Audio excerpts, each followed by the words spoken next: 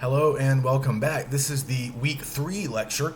So today we're going to cover chapter 5 in our textbook, and we're going to be talking about fiction, stories. This is the first major genre of literature that we're going to be studying. So if you guys looked ahead on our schedule and the syllabus, you may have noticed that for the next 3 weeks, we're going to be covering the 3 big types or genres of literature.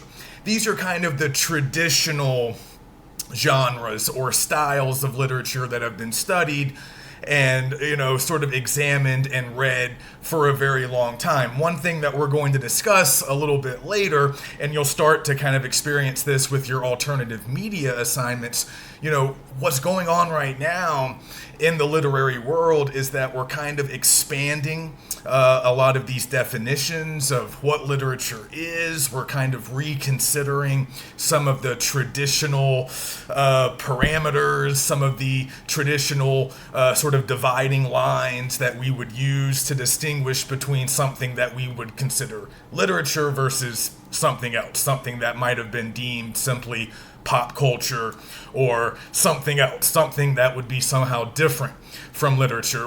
We're sort of, a lot of that sort of changing now. So that's something that we can engage with and think a little bit more about throughout the semester. But as we just sort of learn the basics, we're going to go through these traditional categories that, again, have been around for a really long time, the 3 major types of literature, and that starts this week with fiction. Okay, and then next week we're going to do poetry, and then in week 5 we're going to cover drama. And if you guys looked ahead on our schedule, you would have noticed that we're kind of doing the same thing, or we're following the same basic procedure in each of the next 3 weeks starting now. So we're going to read a textbook chapter, chapter 5 this week, and then we're going to look at examples of that type of literature. So we're reading about fiction this week. That mostly means novels and short stories. So after we read the textbook chapter, I want you guys to read some examples of, in this case, fiction. So I've assigned 3 short stories. They're all found in our book, in the reader portion of our book. And I want you guys to read those after you've read the textbook chapter, and really it would be best if you read them after you watched this lecture. I'm going to introduce the 3 stories at the end of lecture, but I'm not really going to get into them today. I'm not really going to lecture on them because I really want you guys to read them and experience them on your own without a lot of mediation or influence from me. But what I would like to do for the next few weeks, as we're covering these major categories of lit, I would like to kind of return to the examples that we looked at the beginning of the following week. So we can just kind of go over some big ideas and talk about maybe some of the things that we noticed. So, at the beginning of next week's lecture, I'll spend a little bit of time on the 3 short stories that we're reading this week, just to kind of go over some things. And also, if you guys have anything that you want to share or any questions about these stories, certainly let me know. But the sort of progression that I would like you to follow, the schedule I would like you to maintain for these next 3 weeks, like I said, read the textbook chapter. You can do that or the lecture first, but do the textbook chapter and the lecture at some point, maybe midweek, and then get to the examples of that type of literature later in the week, maybe at the end of the week, and then you'll be doing a writing assignment. That just works best because, I want to get you guys set up and ready to read the examples, but I'm not going to really guide your reading experience. I want you guys to experience all of that for yourselves on your own. But let's talk about fiction now. Let's talk about the different types of fiction that we see, because this is probably the dominant literary form in the year 2022, and it really has been dominant for quite some time. So we're going to spend plenty of time on poetry and drama because they're really important too, and they are actually older. Those are the oldest types of literature. And we're going to cover those over the next 2 weeks, next week and week 5. But short stories and novels have in many ways kind of surpassed those older literary forms in terms of popularity. Now, that's not to say that people don't still read poetry. Obviously, people still enjoy plays, people still read plays, and more importantly, go and watch them be performed. But just in terms of sheer readership, and it's probably been this way now for roughly 200 years, more people read fiction than they read anything else. That's just been the way it has been in the Western world for much of what we would think of as sort of like modern history. So again, let's talk a little bit about definitions. So when we say fiction, that generally refers to stories that are not true.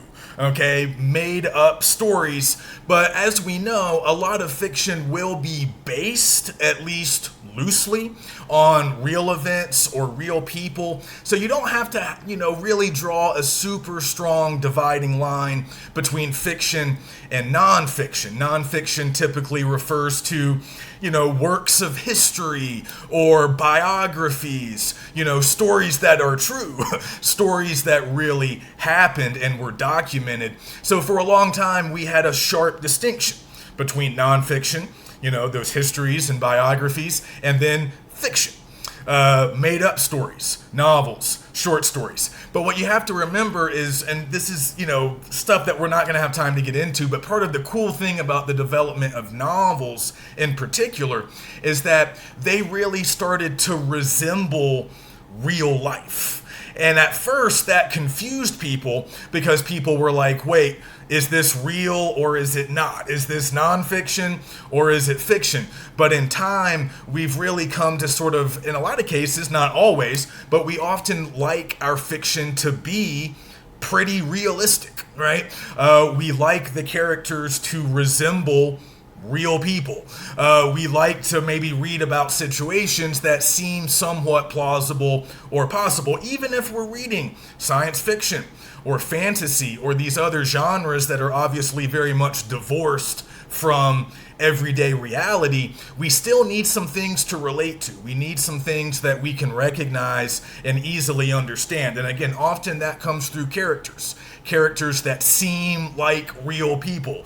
Obviously they're not, but they have character traits that we recognize. They might remind us of people that we know, people that we've met in our real lives. So that's a really cool part of the history of fiction and the development of novels. Many people would argue that novels are the most dominant type of literature today. And that's probably true. So again, if we talk about fiction, we often mean prose fiction. Okay, that means stories, not true stories, written in prose. And we distinguish between prose and verse. Verse is what we find in poetry, and if we're going back in time, we might also find it in drama, because a lot of older plays were written in verse. Prose is what we're going to find in short stories and novels. Prose is generally thought of as more realistic. It's closer to how people actually talk in real life. So again, with fiction, with prose fiction, and certainly with novels, we always have to grapple with questions of realism. Because a lot of novels and a lot of short stories, I think you'll find it true with the stories that we read this week, at least 2 out of the 3, but maybe all 3. They're all kind of striving for a certain level of realism in terms of style, characters, plot, and some other levels as well that we can talk about later. So we always have to, sort of navigate that. But certainly not all fiction is realistic, but a lot of it is, and it's often meant to sound and feel more realistic than maybe poetry or drama. So just kind of keep that difference in mind between prose, what we're reading this week, and verse, what we're going to be reading next week when we turn our attention to poetry. So just a really brief history of fiction. I don't want to get too deeply into it because we don't need to be experts. We don't need to be historians, but it is interesting to think about because, again, in a lot of ways, fiction is kind of the new kid on the block in some ways compared to the other types of literature, and particularly novels. They really haven't been around that long. But yet they've had this meteoric rise and they're now very, very popular. But some literary historians would claim that the beginnings of fiction can really be found in the epic poems of ancient Greece and Rome. This is kind of up for debate. There's not really a consensus. I sort of have some reservations about looking at it this way because, of course, as we already know, epics like the Iliad, the Odyssey, they're poems. They're written in verse. But what a lot of historians point out is that they have a lot of the same elements that we would expect to find in, say, a novel.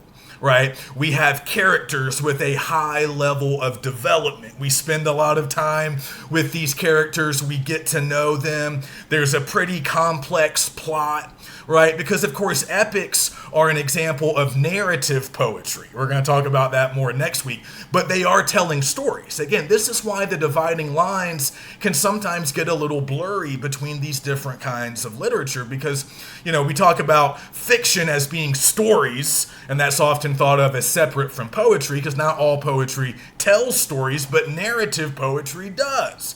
Right? So these ancient epics, they are telling very long developed narratives, and that's what we would often expect to find in a novel. So we have very complex plots. A lot of things are happening. We have a large cast of characters. We have different settings, which we would also expect to find in fiction, right? There's some kind of larger theme at work. All of these elements that are very commonly found in novels and short stories, they're also present in these ancient epics. So some historians will say, yeah, the epics really are the forerunner of the modern novel. I'm not so sure about that. I think they are different in a lot of important ways. And one thing that does kind of make them different, and we won't get into this too much, but the ancient epics were very much about really broad themes, big ideas that were really important to those particular cultures,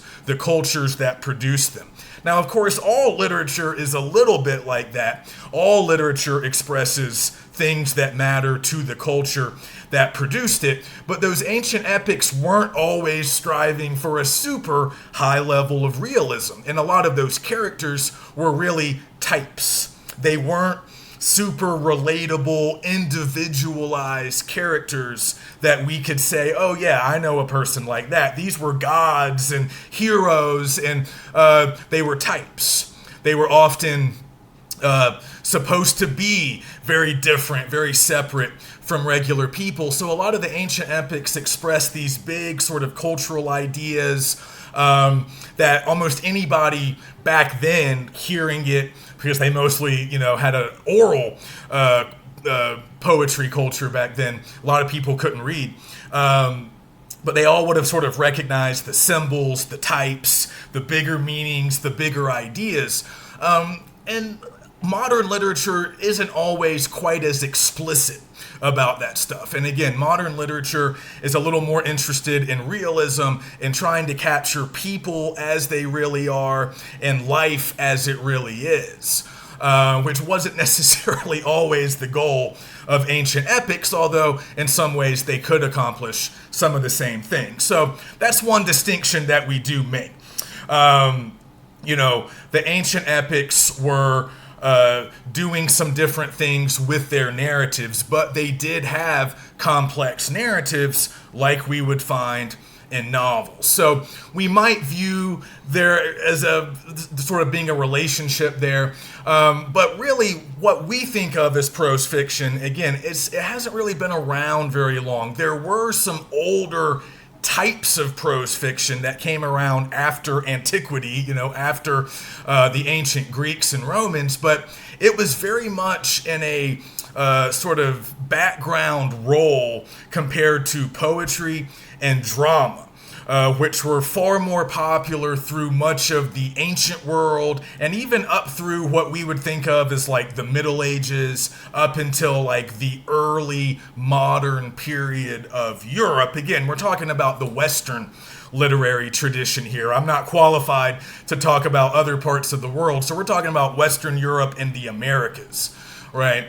And for us, you know, poetry and drama for our culture and history, those were the dominant types up until maybe 1600s, the early modern period, the Enlightenment's going on, a lot of technological advancement, a lot of sort of breakthroughs in science and learning.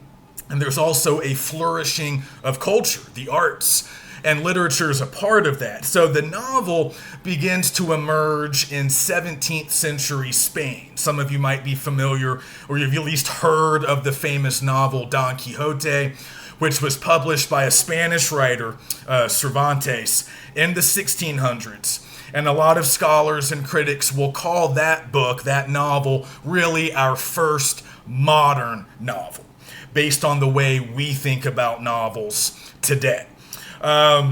So we won't get into that book. We're obviously not reading it. It's kind of comical. It's satirical in a lot of ways. It's very much about the modern world as it was in the 1600s. It's very much about this transition from older types of storytelling, older types of literature to new stuff, right? Because the world was changing. So that book was very influential to English language authors. So if we turn to England or the British Isles, we see novels becoming popular in the 1700s. Okay, so again, I know that seems like a long time ago to us, but in the grand scheme of things, not that long ago. We're talking about a little over, 200 years ago. 220 years ago, 250 years ago, like not nearly as old as some of the other types of literature that we're going to be learning about. But again, the novel, if you ever read more history about the novel, it's often associated with all of these other changes that were going on at around the same time. The Renaissance, the Enlightenment, the Industrial Revolution. And of course, American independence is kind of wrapped up with all of that. So again, we don't have time to really dive into the history as much as I would like. I teach a 400 level American Lit class, and we spend a lot of time in there talking about the novel, the origins of the novel, because what's cool as American readers is that we kind of come in not quite at the ground floor of the novel's popularity, but again, the 18th century, the 1700s, that's when the English language novel takes off. First in England, and then of course a little bit later over here, because we don't become independent until the kind of the end of the 1700s. But by that point, the novel has already immigrated over to the US. We are producing novels of our own. American writers are producing novels as early as the 1790s. So this is still the early period, and novels are getting more and more popular because, again, they become kind of associated with new technology, modernity, and the growing middle class. There's a rise of a sort of educated middle class, in large part because of the Industrial Revolution. And these people have some leisure time, and novels increasingly become one of their primary means of entertainment. Of course, this is pre-movies, pre-TV, no internet, no radio. So what are you going to do after you get off work? You have a little bit of time on your hands, maybe after dinner, you're relaxing in the evening before you go to bed. Well, back then, novels. Reading obviously had been popular for a long time, the Bible, older types of lit, but increasingly as the 1700s end and we get up into the 1800s, increasingly what middle class people are doing is they're picking up a novel to relax and have a good time. So we also had the development of the printing press, right? All these changing economic circumstances which make it easier for people to get their hands on literature. It wasn't always the case, not in the epic, ancient world, not in the Middle Ages, but as we turn to the modern world, yeah, it's cheap. You can get novels for cheap. More people can read. More people are educated. More people have disposable income, which means leisure time and the money to buy novels. So as the 1800s progress, novels are just skyrocketing in popularity, both in England, in Western Europe, and here in the US.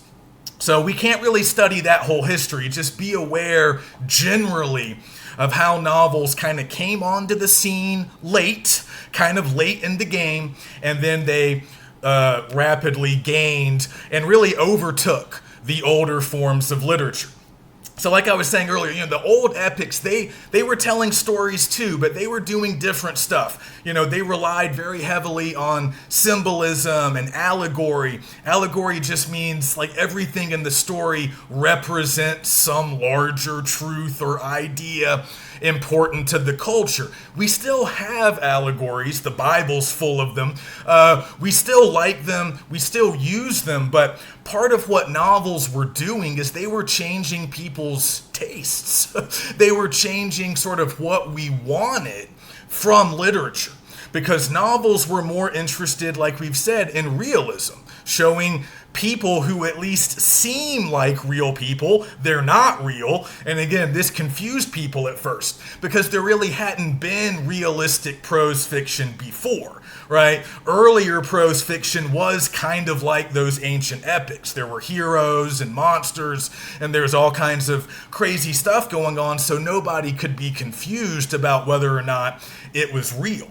So like I said, there were some older forms of prose fiction, like the sort of medieval romance. I don't mean like the modern day romance that you might find in romantic comedy, but like, again, sort of a continuation of the epic. A hero's journey, he's battling monsters, he's trying to save a damsel in distress. Very old type of storytelling. But that was around throughout the Middle Ages. There were various fables, other kinds of even like true crime biographies. That was kind of a popular genre in the early modern era. But none of that stuff really felt super realistic. So when people first started reading novels, they would assume that it was real.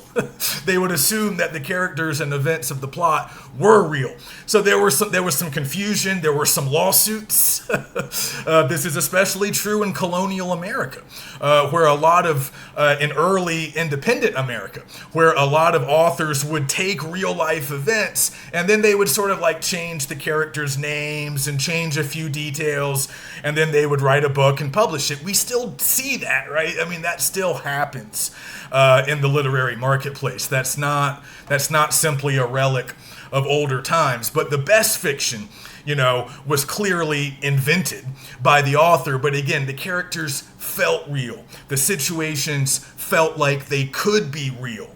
The stakes seemed high. We could relate, readers could relate to what we were reading to. We could relate to what we were reading on the page. So that was really how novels kind of changed literature in some ways and changed what the reading audience wanted and expected.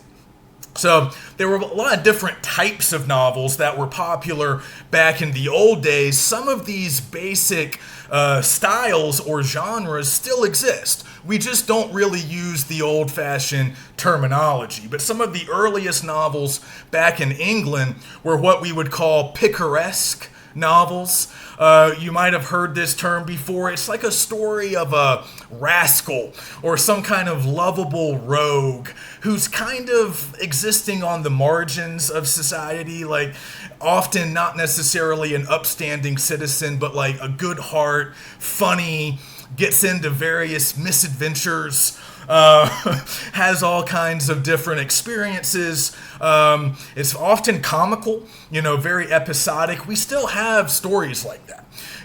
Shows and movies and, of course, modern literature continues to work with a lot of these classic sort of novel genres. Again, we just don't always use the old-fashioned language. There's also the Bildungsroman.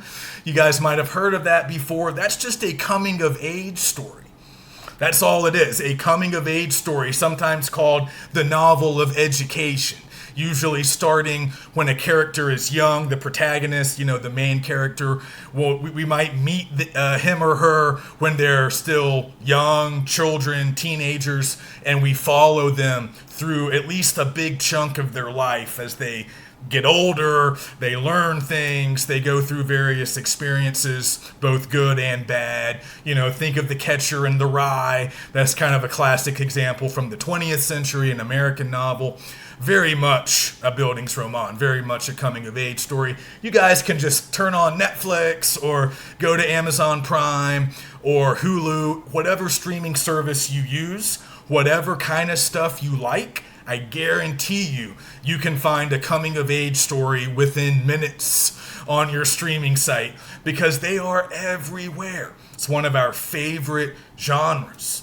Back in the old days, we had a lot of epistolary novels. We don't see as many of those anymore, but the genre still exists. Epistolary novels are novels that consist of letters, often written by the protagonist, but also letters written by other characters, and the plot basically gets revealed through the contents of these letters. People still write epistolary novels, but they were very, very popular back in the 1700s. In fact, some of the first big English language novels were epistolary. A novel called Pamela, which was written by an English author from England, Samuel Richardson. That came out, I want to say, in the 1740s. And I also teach a book in my American Lit class called The Coquette. That's one of the first real American novels. Came out in the 1790s, also epistolary. It's a lot better than Pamela, I think, but very much influenced by the older epistolary novels of England. Again, we don't see them as much today, but they still exist. Also, the historical novel. A lot of you should be familiar with historical novels. Perhaps you've read some, or you're at least familiar with the genre. Again, these are fiction, but they're going to be based on real stuff. So, they're set during, World War II or something, but the characters are made up. Oftentimes, but certain situations might be real, like they might be using actual battles from the war or whatever, but the characters and the plot are usually invented by the author. So we still like historical fiction, whether it's movies, shows, or novels. They are still very popular today. But later on, and again, we're not going to be able to track this entire history, but once we get to the late 1800s and then up until the 20th century, the 1900s, we see the development of a lot of different types of novel genres that, again, are still with us today. So, science fiction. Obviously very popular. The fantasy genre. Some would argue that it's been around for a really long time, going all the way back to those medieval romances. But it kind of becomes a more established genre a little bit later once novels have really taken off. Also, we have Gothic novels. Also very popular in the early days of this literary form. So if you go back to the 1700s in England and here, a lot of Gothic novels. These are stories kind of centered around supernatural occurrences, unusual events, kind of spooky, very atmospheric. A lot of scholars consider Gothic novels to be the forerunner or the ancestor of our modern horror genre. And it's pretty easy to see, if you read Edgar Allan Poe, one of the American practitioners of Gothic writing, you can definitely see it. This was a popular genre throughout the 17 and 1800s, but it's still popular today. We might just call it a different thing. We could even regard Dracula, the original novel published by Bram Stoker in 1897, as another example of a Gothic novel. So that was another popular type. Detective fiction, detective novels. We like those. There's tons of, detective shows and movies. So again, always keep in mind how these early types of fiction show up in a lot of different places. Not just books. They show up in a lot of different cultural mediums, a lot of different art forms. As a culture, we've often liked crime stories, solving mysteries. So those really got big in the 1800s. And again, America played a big role. Edgar Allan Poe is really one of the first detective fiction writers, not the first. There were some French writers doing some similar stuff in the early 1800s. But in terms of the English language tradition, Poe's one of the first. And then in the late 1800s, we have the Sherlock Holmes character developed by Arthur Conan Doyle, an English writer. I believe that's like 1880s, 1890s. And of course, the character is still with us today in all different forms. Agatha Christie, also English. That's more early to mid 20th century. Another famous mystery writer. So we like that genre too. So these are all different sort of varieties of the novel. But we also need to start thinking about another type of prose fiction, the short story. So we've been talking a lot about novels. The unfortunate thing about this class and our schedule and the way things are arranged is that we actually don't have time to read a novel in its entirety. I would like us to maybe tackle a novel, some of us can tackle a novel later for our big final paper. And we can talk more about that. But just for the purposes of our ability to get everything done, we are only reading short stories this week. I am going to post an excerpt, a small part of a larger novel.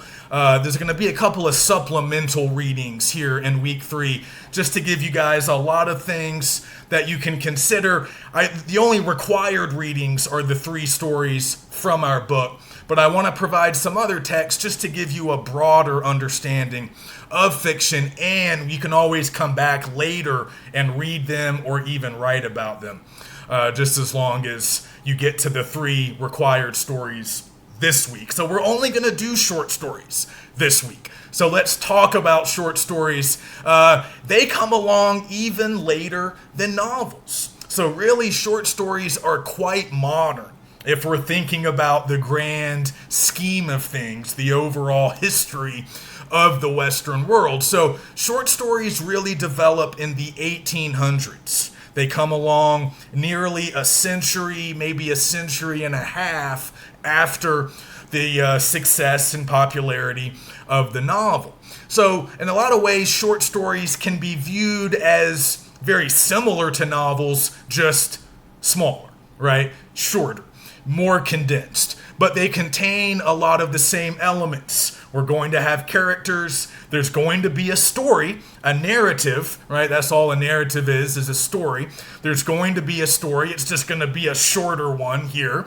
But we're going to have a plot. We're going to have, symbolism, different settings, and some kind of larger theme at work, or maybe multiple themes. So a lot of short stories might resemble novels in terms of their style, the way that they are written, because once again, we're talking about prose here. So just like novels, short stories are often striving for a high level of realism, trying to capture the way people really talk, trying to capture certain aspects, sort of real life situations. But just like novels, short stories can also be sci-fi, fantasy, Gothic. They can be very spectacular, very stupendous, very different from the ordinary world. So a lot of the same stuff that we were just talking about with novels are also, in effect, operating in short stories. But we come back to Edgar Allan Poe once again. Poe, along with some other American authors of around that same era in the early 1800s and some French writers, really helped to popularize the short story in the first half of the 19th century. But again, as Americans, we get to take a little bit, actually a pretty big piece of the credit when it comes to the development of the short story. Obviously, we're a young nation compared to Europe, Asia, other parts of the world. So by the time we came along, poetry had been around forever, drama had been around forever, and even novels, although they were on the way up, they had already been sort of developed in Western Europe and then exported over here. But with short stories don't really come around until after American independence. So even though American authors might not have been the very first people to start writing short narratives in prose fiction, again, you can go back to the Middle Ages, there was some older stuff, fables, medieval romances that, in terms of length and the fact that they were written in prose, not verse like poetry, you could make the case that in some form or another, short stories have kind of been around for a long time. Even stuff like Aesop's fables kind of resemble short stories in some ways. But if we're thinking about modern short stories, the kinds of short stories that we read today, the kinds of short stories that you're looking at this week, those have really only been around for really less than 200 years. Really going back to the first few decades of the 1800s, maybe 1820s, 1830s, 1840s. That's when American writers like Washington Irving, Nathaniel Hawthorne, and Edgar Allan Poe were first writing some of their most celebrated short fiction. We still study those authors. We still read their work because they were really helping to create a new literary style. And again, there were some writers in Europe kind of doing the same thing at roughly the same time. And by the end of the 1800s, short stories had become popular and another very common type of prose fiction. So they're still around. We read short stories a lot. And again, they're handy, they're convenient because they contain for a class, they're handy and convenient because they contain all the key elements of fiction in very small, manageable packages.